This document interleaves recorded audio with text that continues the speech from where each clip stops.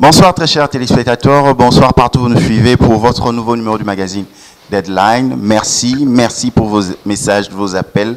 La fois passée, nous avions reçu pour vous le président du mouvement citoyen Dressons nos fronts, Fonfon Massianti Mandefi, architecte.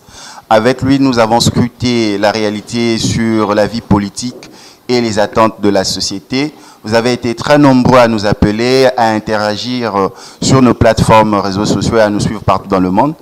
Pour ce nouveau numéro, nous revenons avec un passionné de la RDC, un analyste politique. Avec lui, nous allons échanger. Avant de vous le présenter, nous allons remercier et saluer tous nos téléspectateurs qui nous suivent partout dans le monde. Et là, je vais à l'est de la RDC, Walungu, Goma, Bukavu. Vous qui nous suivez, je rentre au centre, le 2 Kassai. Je vais au Congo central. Je vais dans l'ancienne province du Bandundu. Mes salutations. Ceux qui nous suivent en Afrique, en commençant de l'Afrique du Sud, en remontant jusqu'en Égypte. On n'est pas oublié le Congo-Brazzaville, Gabon, la Centrafrique. Et je vais en Europe. Tous ceux qui nous suivent, vraiment, merci de votre soutien. Je vais au Canada, je vois Laval, je vois le Québec et je vois aussi Montréal. Et nous redescendons vers notre bastion aux États-Unis où nous avons de la famille à Dallas. Nos salutations. Je vois Minnesota, Kentucky. Et nous allons vers ceux qui nous suivent vraiment, réellement sur les réseaux sociaux. Là, je vois notre chaîne YouTube Symphorien Katende TV. Vous êtes au Japon, vous êtes à Bombay, vous êtes en Australie. Merci de nous soutenir. Et vous pouvez aussi suivre cette émission en direct sur notre page Facebook Deadline Magazine où vous allez suivre notre invité. Sans plus tarder, je vais vous le présenter. Placide Umba, bonsoir. Bonsoir, Symphorien Katende. Vous êtes analyste politique et maître avocat de profession, ça se dit? Maître avocat, peut-être que ça fait trop. Ça fait avocat trop. Tout court. Avocat tout court. Oui. Placide Umba, vous êtes un passionné de la RDC, vous êtes Oui. un analyste. Oui. Pour ceux qui ne vous connaissent pas, pour ceux qui vous retrouvent pour la première fois dans ce magazine Deadline, comment vous pouvez vous présenter?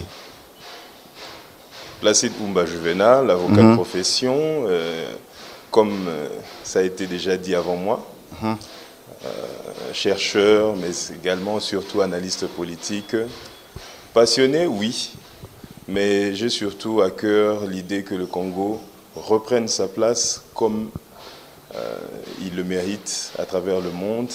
La suprématie de ce pays en termes de ressources ne met aucun, ne crée aucune ambiguïté, mais seulement, je crois qu'il s'agit d'une affaire d'homme, il s'agit d'une affaire de conscience nationale, il s'agit surtout, pour moi, qui suis en train de militer dans ce sens, c'est faire en sorte qu'une nouvelle vision pour ce pays puisse naître, que l'on puisse apprendre à voir le Congo comme un État respecté, tant par ses citoyens que respecté à l'international, à l'extérieur de notre pays. C'est ce que j'ai comme vision, si je peux tout globaliser en ça. Sinon, je pourrais m'étendre très longtemps sur la question. Tout à fait. Oui. Placide Umba, la RDC plus de 50 ans d'indépendance. Actuellement, à quel niveau placez-vous la RDC? À quel niveau il faut me donner sur le plan de l'homme, sur le plan de sa position en tant que ce pays au cœur de l'Afrique? Bien. Je peux peut-être répondre en précisant certains détails. Tout à fait. Vous savez, la RDC, pour définir la République démocratique du Congo, il faut que l'on voie plusieurs aspects.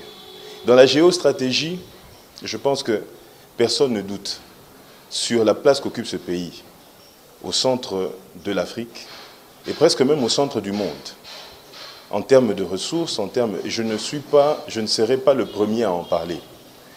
Mais le plus important ici, c'est l'adéquation entre les ressources potentiellement quérables du pays et les personnes qui doivent gérer ces ressources-là. C'est là que le conflit naît. Et c'est même là que le dénigrement commence.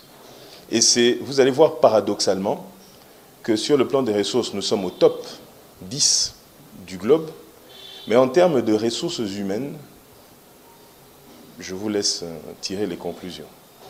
Donc, nous n'avons pas un problème de ressources, c'est plus un problème de mental, de cette ressource qui pourra changer, traduire les potentialités en ressources, en richesses effectives pour le bien-être des Congolais ainsi que de tous ceux qui sont à côté de la RDC. Oui, mais vous savez, dire dans le même discours, changer le mental, changer la mentalité de la population et changer également que ceux qui nous entourent changent de perception, non, l'un entraînera l'autre. Tout à fait. Hein, l'un entraînera l'autre de manière naturelle.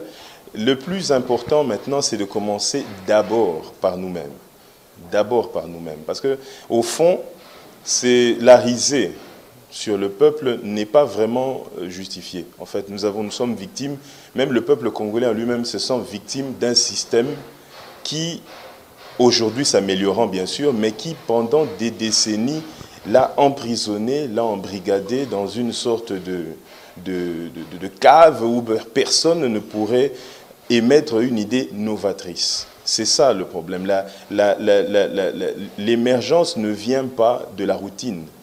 L'émergence vient très généralement de certains grands esprits qui décident de défier le système. Défier le système, quand je parle de ça, c'est peut-être une phrase à risque, mais je vais définir cela. Défier le système, c'est que la routine que nous sommes habitués à voir, c'est un peuple qui voit l'avenir de son pays comme tracé à l'avance. Non, il faut que le peuple s'approprie cela. Et c'est peut-être ça l'objet de notre entretien d'aujourd'hui, c'est de voir dans quelle mesure nous pouvons apporter notre petite pierre pour que ceux qui sont à la machine, qui sont à la baguette maintenant, voient ce que nous pensons, n'est-ce pas, de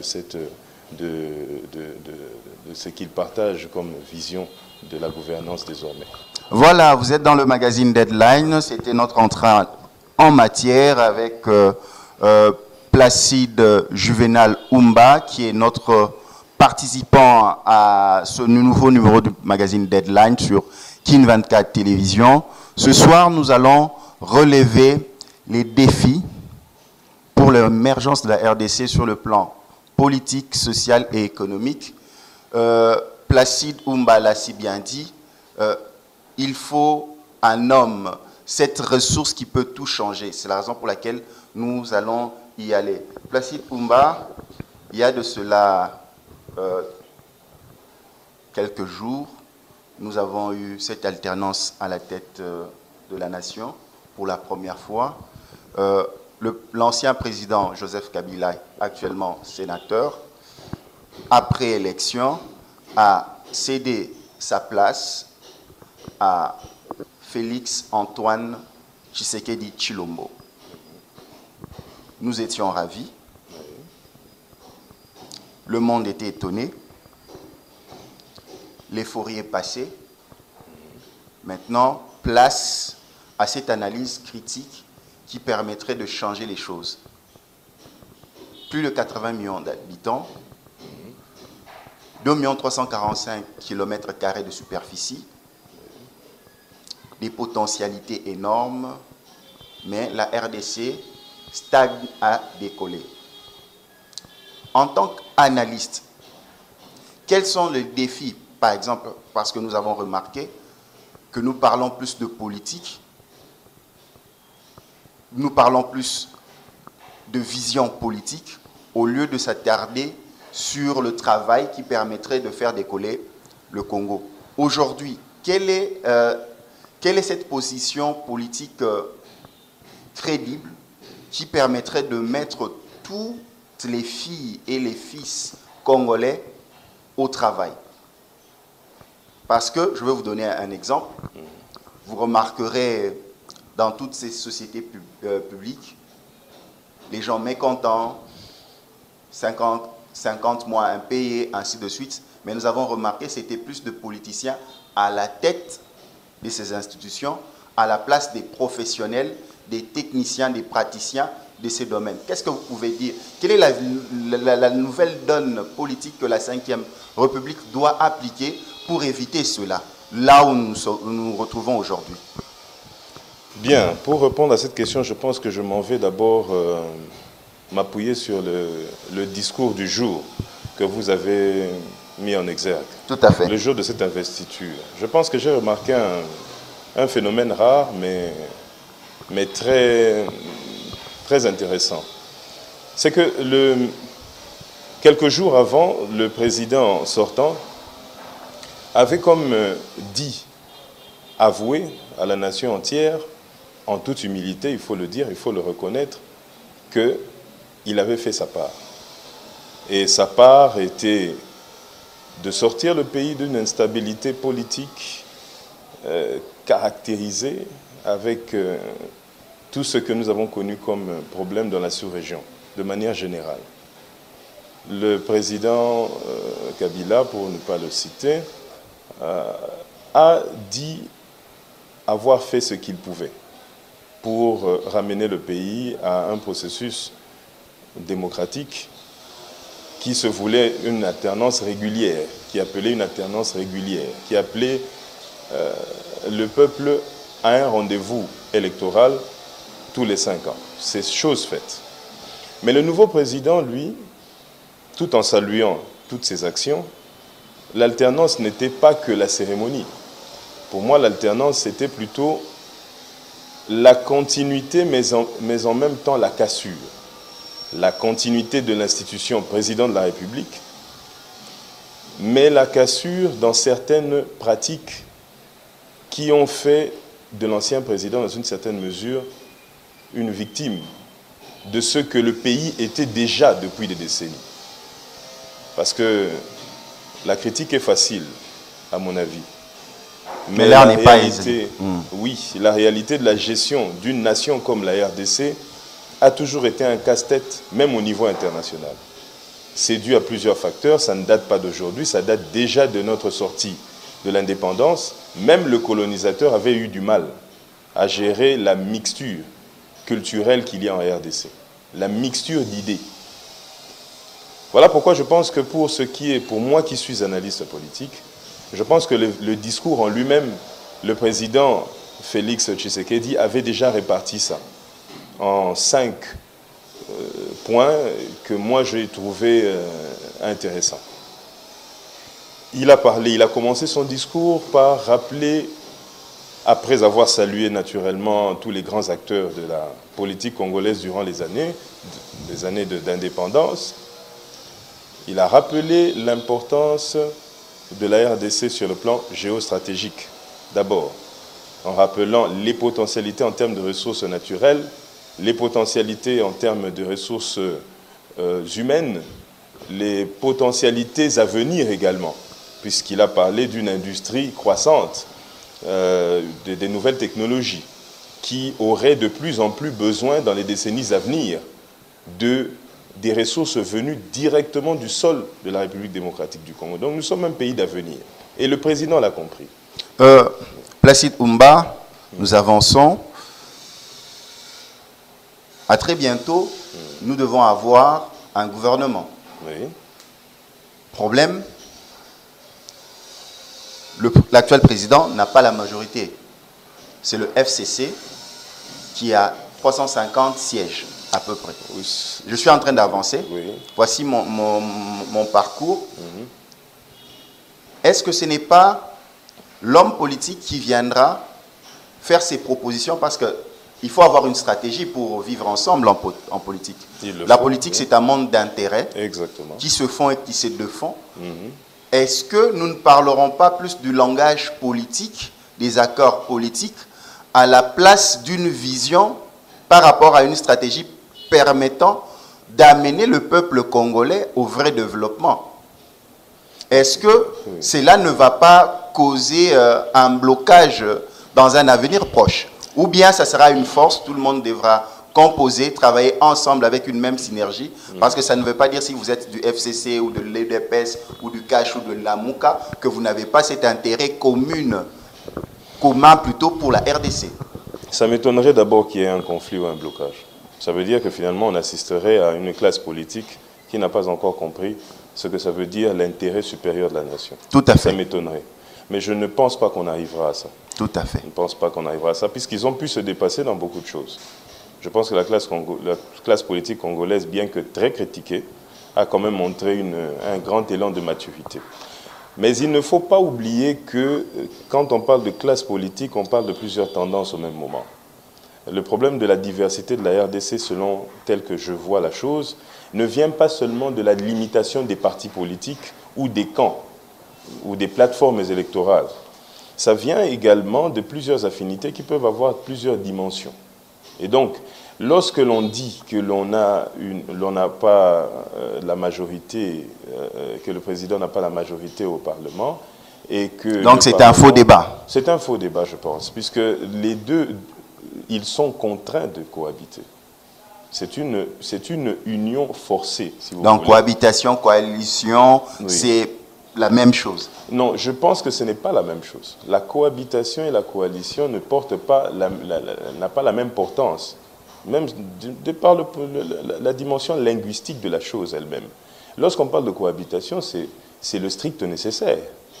C'est le strict nécessaire. Vous pouvez cohabiter avec une personne que vous n'appréciez pas. Mais pour le besoin de la cause, vous partagez le même siège. Vous partagez le même espace. Mais à la différence de la coalition, là, il s'agit d'idéaux. Vous mettez en commun ce que vous pensez être les valeurs que vous allez prôner ensemble. C'est beaucoup plus profond que ça. Placide Oumba, venons maintenant à l'homme qui va composer ce gouvernement. Oui. Quel est le profil de celui qui doit travailler pour la RDC dans des postes ministériels ainsi qu'au sein des entreprises privées? C'est l'homme politique ou bien on devra vraiment tenir compte d'un CV partant d'une expérience avérée, des hommes qu'il faut à la place qu'il faut? Mais on a toujours prétendu en RDC mettre les hommes qu'il fallait, à la place qu'il fallait. Je pense que c'est une théorie aujourd'hui dépassée. Cette phrase est dépassée à mon avis. Aujourd'hui, ce qu'il faut faire, c'est sélectionner les personnes sur base de ce qu'ils ont déjà accompli et ce qu'ils pensent accomplir dans ce qu'ils vont faire. Les répartitions politiques, je pense, sont dépassées à mon avis. Puisque ce que vous dites comme phrase, il faudra dire l'homme qu'il faut, mais sur base de quels critères cet homme est celui qu'il faut.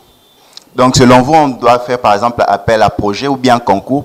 Par exemple, Placide Oumba a un projet pour un secteur bien défini, par exemple, comment redresser le secteur de la justice. Il est porteur de ce projet, il soutient en se basant dans un contrat basé sur résultat. On donne à Placide Oumba de performer pendant 6 mois. Et si ce 6 mois est convaincant, il continue sa marche. Vous pensez aussi que c'est crédible? Dans votre exemple, pour être pratique, ça s'appelle un recrutement sur concours.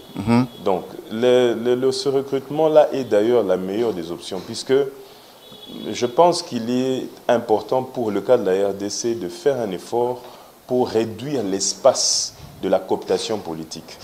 Ça, c'est mon analyse. Et je pense que si l'on veut évoluer, si l'on veut développer une culture du résultat, surtout pour une présidence qui se veut être une présidence du résultat, je pense que vous avez déjà commencé à voir concrètement que le président veut marquer ses pas.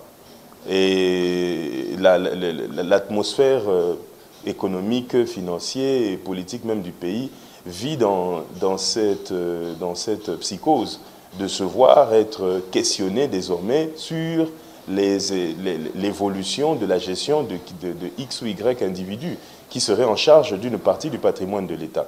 C'est très important. Je pense que c'est un signe révélateur de la volonté de la présidence actuelle de faire un effort pour donner une autre image. Mais ce n'est qu'une partie du chemin. Et même nous ne sommes qu'au début du chemin.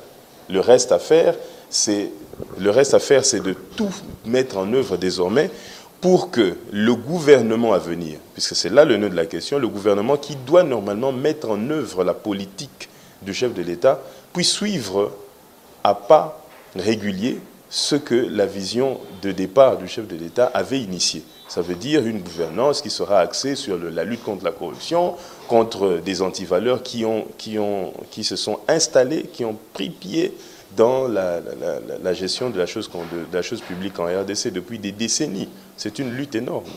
Donc, l'applicabilité de la bonne gouvernance en passant par la lutte contre la corruption, le détournement des deniers publics ainsi que des contrats basés sur la performance. Là, c'était l'analyse qualitative de ceux qui devaient composer ou des partenaires qui devront travailler avec l'actuel chef de l'État. Parlons de la taille.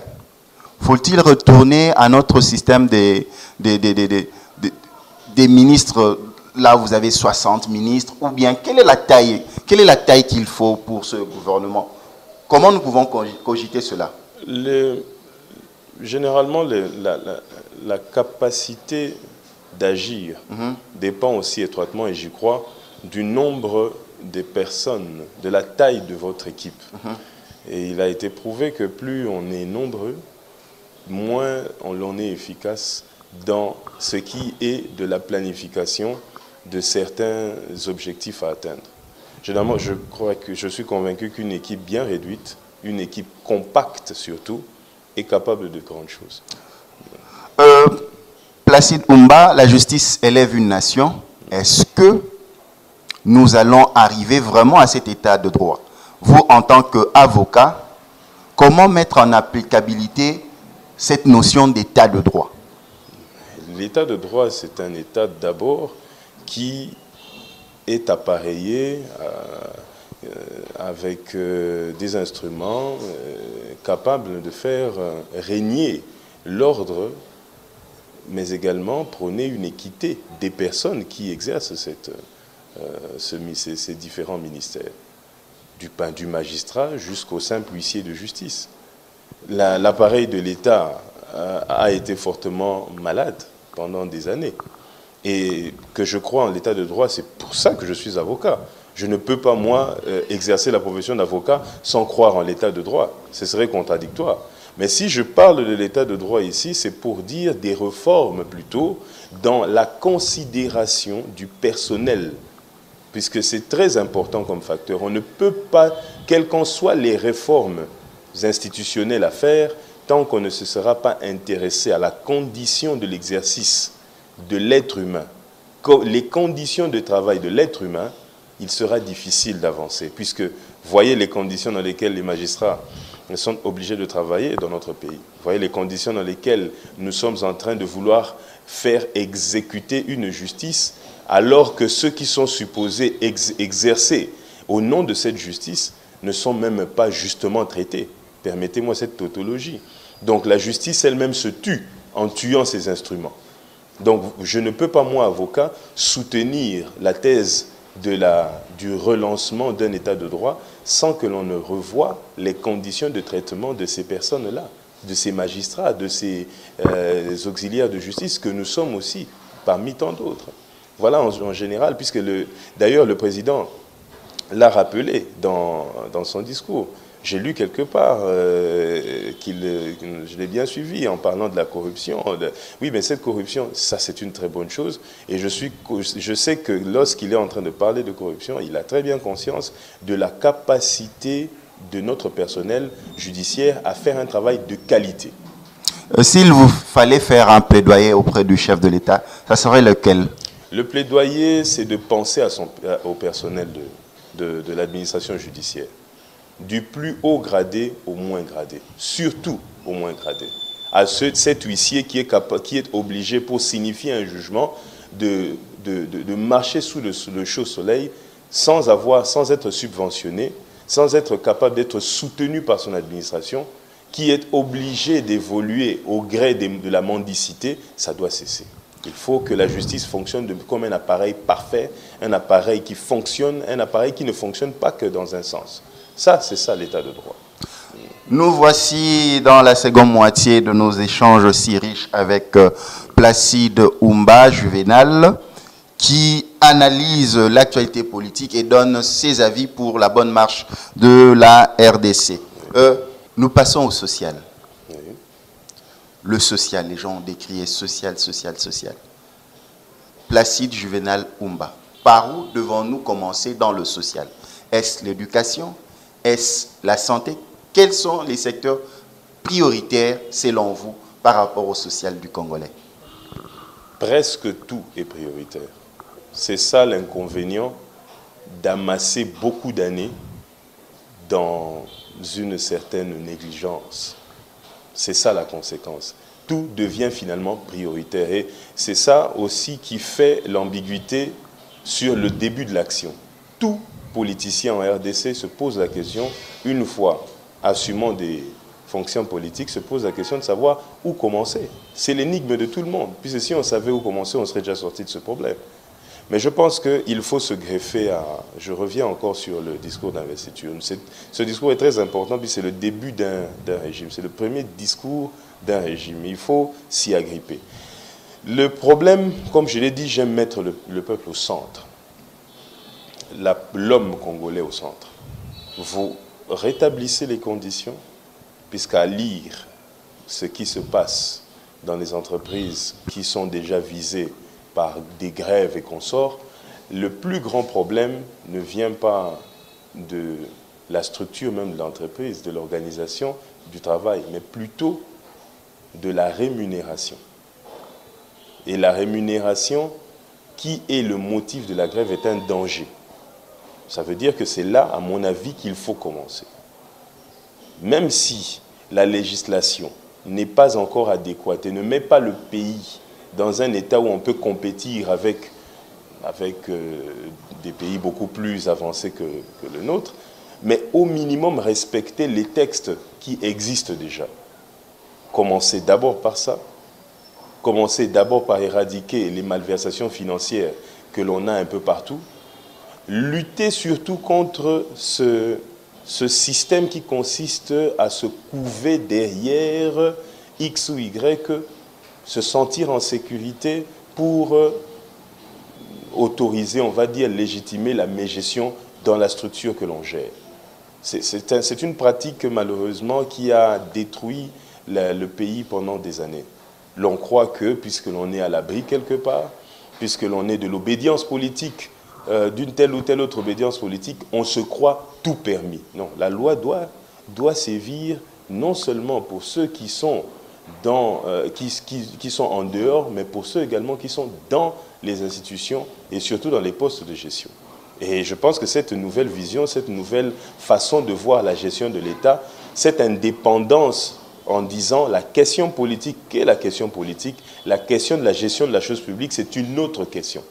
Tout parti politique qui veut évoluer, toute plateforme politique qui veut convaincre désormais le peuple doit se mettre dans la tête qu'il faudra le plus possible éradiquer, même au sein de son administration, au sein de ses partisans, les personnes qui ne partagent pas les valeurs de bonne gouvernance. Sinon, c'est la chute. Donc une bonne gouvernance et des rigueurs et des mises aussi. C'est obligatoirement ça. Il n'y a pas de solution. Placide Juvenal Oumba,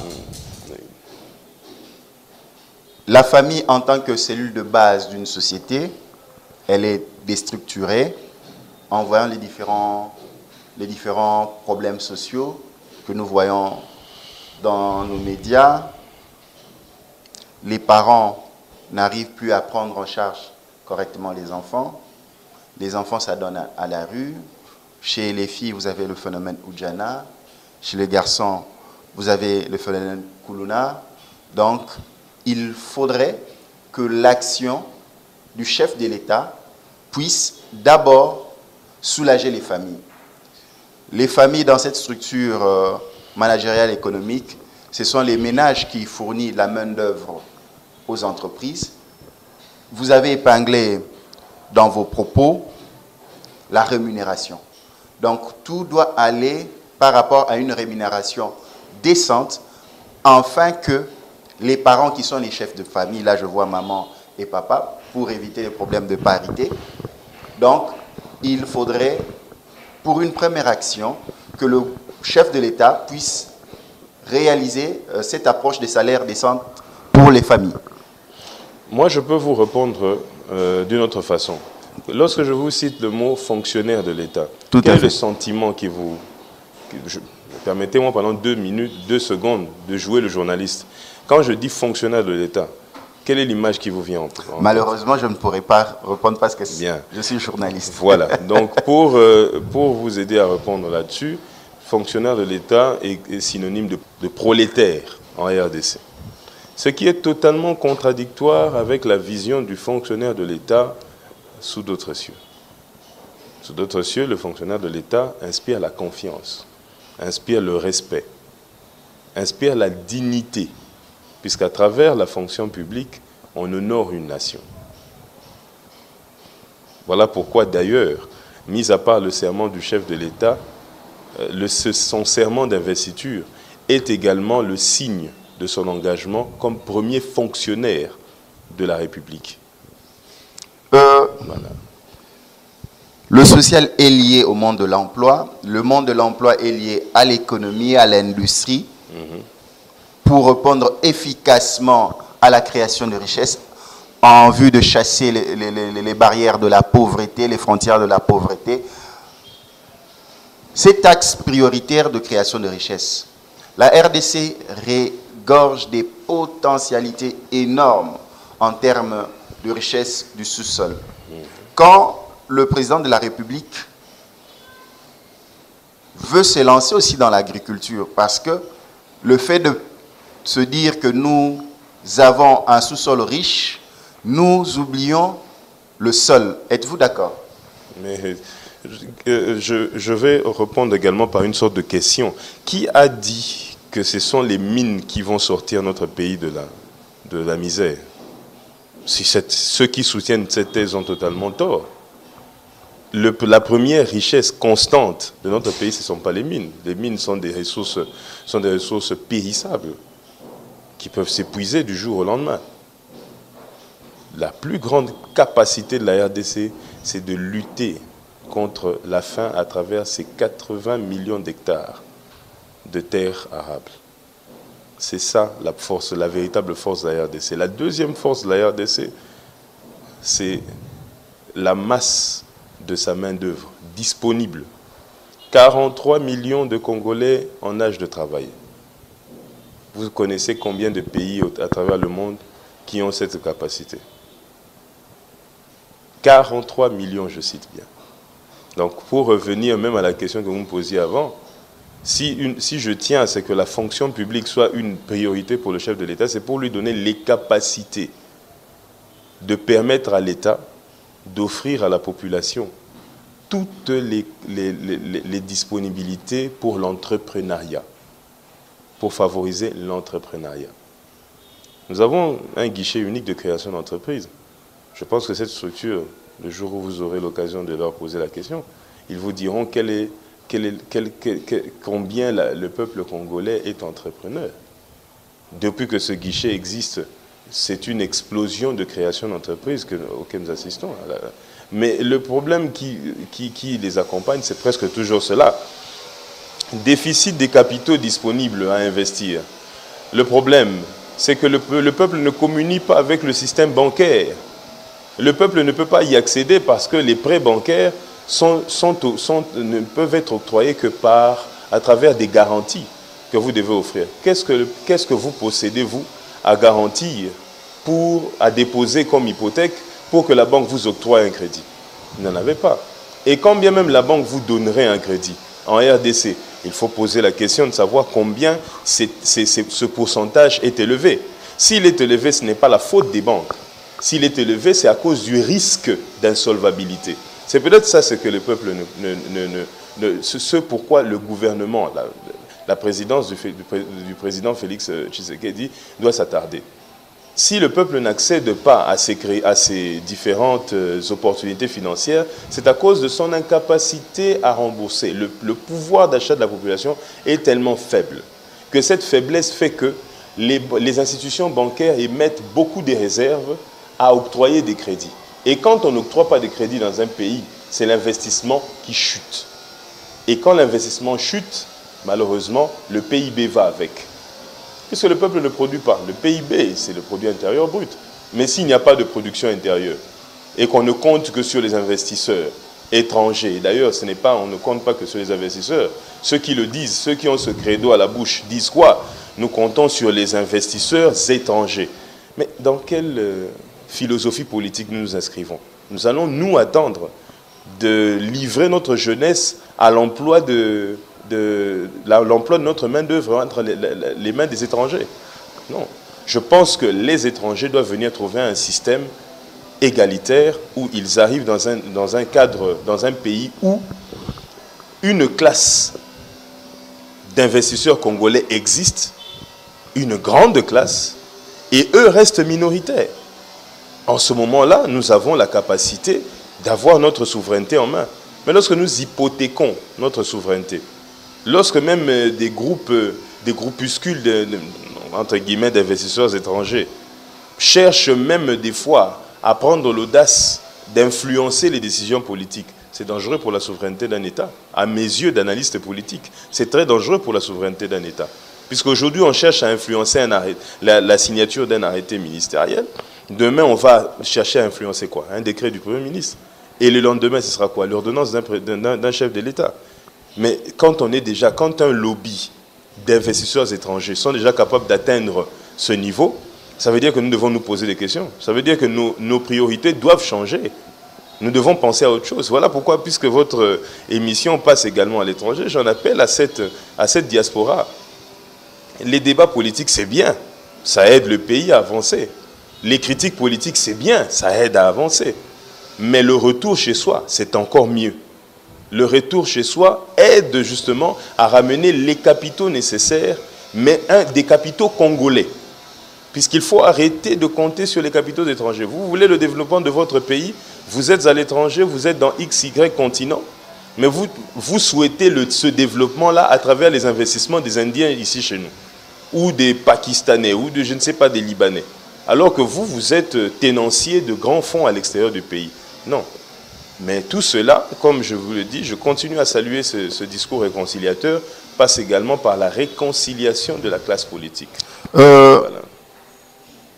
Placide Juvenal Oumba, j'ai beaucoup aimé votre approche, la création d'une classe d'affaires congolaise, oui, qu'elle soit majoritaire, pour qu'il n'y ait pas de fuite de capitaux, parce que ce sont les capitaux étrangers qui règnent et dictent leurs lois. Et ces capitaux vont à l'extérieur pour en faire bénéficier à d'autres pays. En tant qu'avocat, comment assainir le climat des affaires et rendre cela potable pour avoir une classe d'affaires congolaise? Dire qu'il faut assainir, ce serait une sorte de vendetta. Non, on ne peut pas assainir la classe politique, la classe d'affaires. Ce qu'il faut faire, c'est favoriser l'émergence d'une classe d'affaires. Favoriser, c'est quoi? C'est un partenariat avec nos établissements de crédit ici sur place. Parce que s'il y a confiance, les affaires se développent à travers deux ingrédients très importants.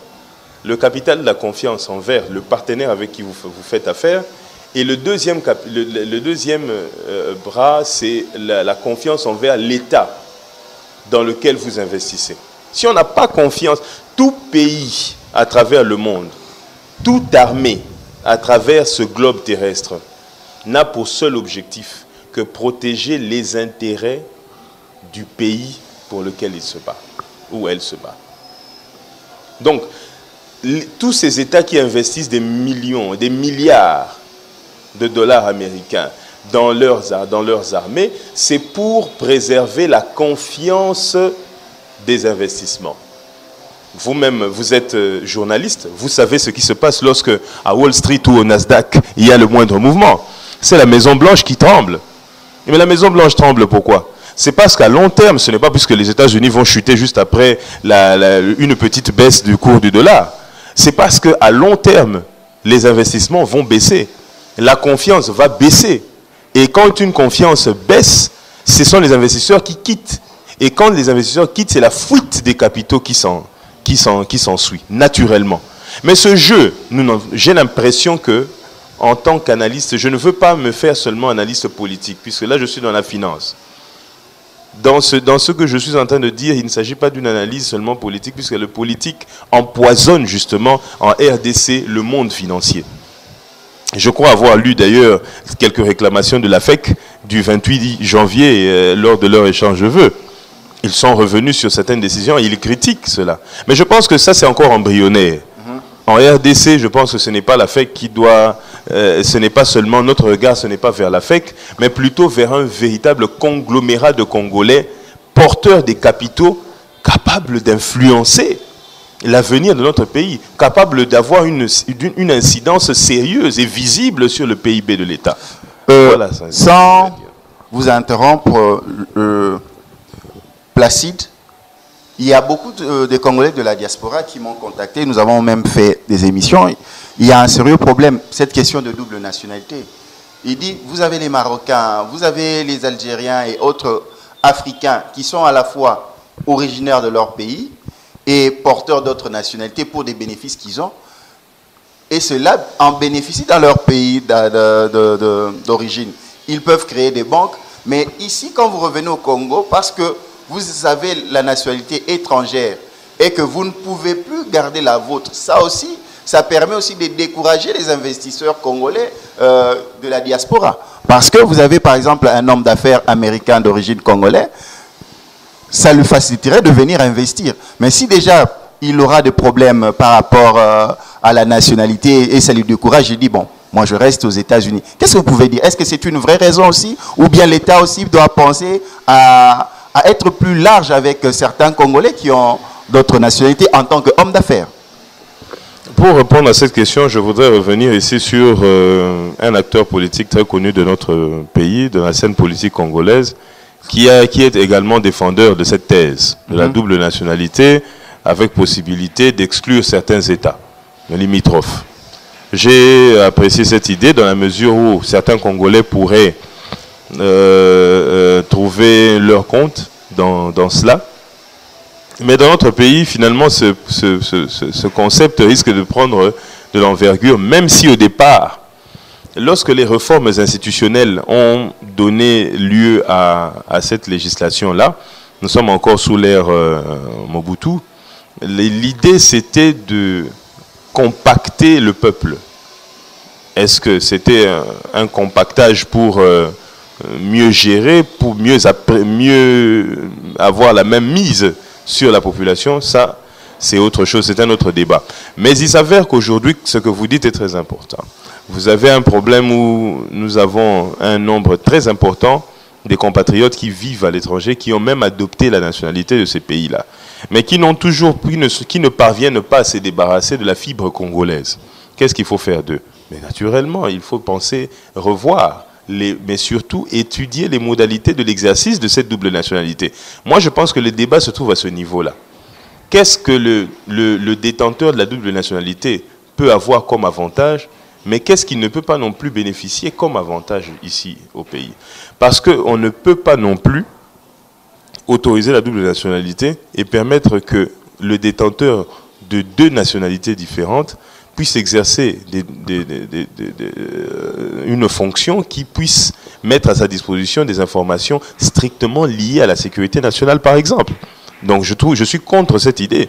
Mais ouvrir le pays au retour de ces compatriotes qui sont à l'extérieur pour favoriser l'émergence d'une classe d'affaires, d'une classe moyenne importante, oui, bien sûr, dans la condition où nous puissions créer quelques petites restrictions. Si le législateur, la troisième législature peut s'atteler sur ces modalités-là, moi je suis d'accord, totalement partant pour cela. Placide Juvenal Oumba, le temps passe vite. Oui. Nous entamons la dernière ligne droite de nos échanges. Oui. Qu'est-ce que nous pouvons retenir de votre passage dans ce numéro de Deadline? Quel est le message aux décideurs ainsi qu'à la population congolaise partout dans le monde qui vous ont suivi ce soir? Je crois que le message que je fais passer ici est un message plutôt de conciliation avec nous-mêmes. Il est important, il est plus que temps.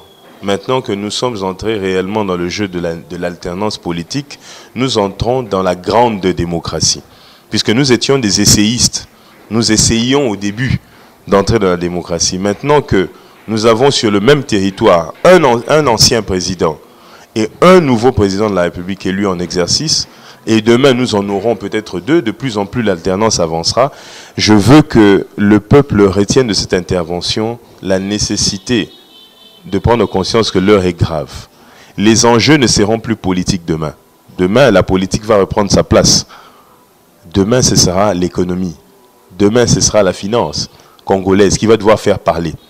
La politique congolaise a déjà fait parler, mais demain ce sera la finance. Demain ce sera la jeunesse. Demain ce sera la fonction publique, la dignité de la fonction publique restaurée. On n'a pas parlé d'un domaine symphorien, le domaine de la sécurité, l'armée. Tout à fait. Nos militaires, nos vaillants militaires, extrêmement clochardisés. Je pense que le président a aussi, dans ce discours, fait rappel de cela. Les hommes que la nation a appelés sous les drapeaux ont été pendant longtemps bafoués, nous mettant à la merci d'une insécurité généralisée. Nous ne pouvons pas bâtir une nation sans une armée forte. Aucune nation sur cette terre n'est bâtie sans une armée forte. Le problème, c'est de faire un effort pour que tous ceux qui exercent sous le drapeau, dans le domaine sécuritaire, militaire, n'abusent pas des prérogatives qu'on leur reconnaît. Mais notre armée a besoin d'un regard particulier de l'administration, de ceux qui sont aux affaires. Notre fonction publique, c'est aussi dans l'armée que l'on trouve le compte. Puisque ce sont également, dans une certaine mesure, à plus large sens, les militaires sont également des fonctionnaires de l'État. Mais avec un régime seulement spécial. Voilà pourquoi je lance un appel criant à toutes nos autorités, à ceux qui auront l'opportunité de me suivre. Nous sommes en train de faire cette analyse politique dans le sens d'un éveil patriotique, comme d'autres le font déjà. Votre émission a un grand panel d'invités et c'est ce que je salue. Je salue cette initiative, je salue ce que cette émission fait, mais je salue surtout tous ceux qui partagent la même vision que nous. Ça veut dire